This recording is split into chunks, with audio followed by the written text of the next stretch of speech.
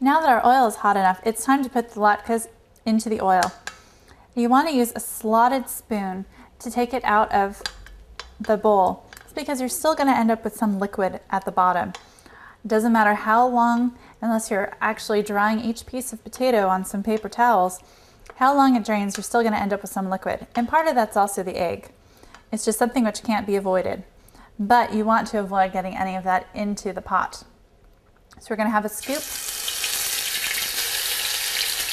You don't want it to be too big of a scoop because you don't want the pancake to get too big.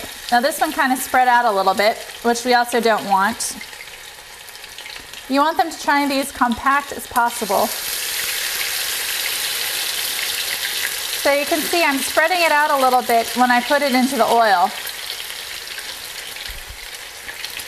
And you just want 3, maybe 4 pancakes in there to start with,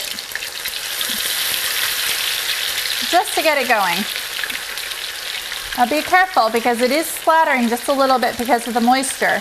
So you want to stand back as much as you can, and if you happen to have a splatter screen, then go ahead and use it.